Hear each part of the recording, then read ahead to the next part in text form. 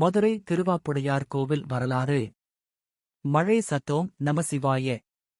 வைகை ஆறு கொந்தளிக்கிறது. மதுரை நகரம் பதட்டத்தில் உள்ளது. ஒரு மன்னன் பயத்துடன் நிற்கிறான். அந்த நேரத்தில் ஒரு சிறிய மரத்துண்டு. ஒரு சாதாரண ஆப்பு. ஆனால் அது சாதாரணமா? இல்லை, அது சிவனே. மதுரை 2500 ஆண்டுகள் பழமையான நகரம். சிவன் மற்றும் சக்தி ஒரே இடத்தில் அருள் புரியும் புனித நிலம்.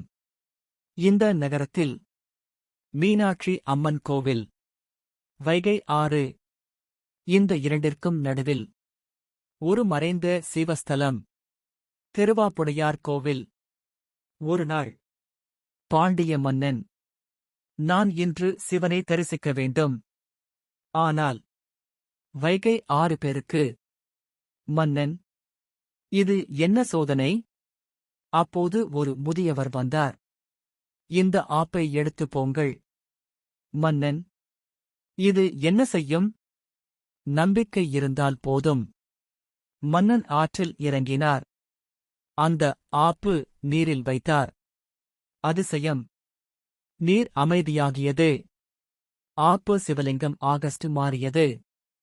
மன்னன் அதிர்ச்சி. சிவா! சிவன் குரல்.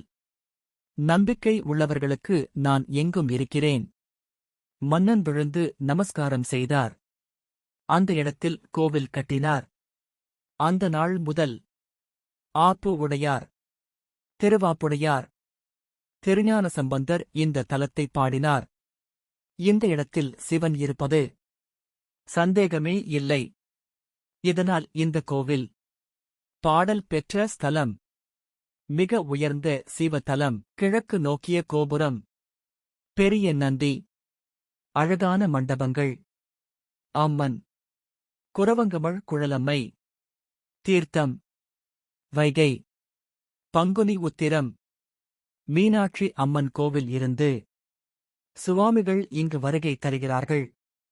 சிவராமன். இரவு முழுவதும் பூஜை. சிவன் அருள் மிக அதிகம். இந்த கோவில் சொல்லும் உண்மை. சிக்கலில் இருந்தால் சிவனை நினை. சிவன் வழி காட்டுவார். இந்த கோவில் தடைகள் நீக்கும், பயம் போக்கும், வாழ்க்கை மாற்றும். ஒரு சிறிய ஆப்பு, ஒரு பெரிய அதிசயம். அதுதான் திருவாப்புடையார். சிவன் எப்போதும் நம்முடன் இருக்கிறார்.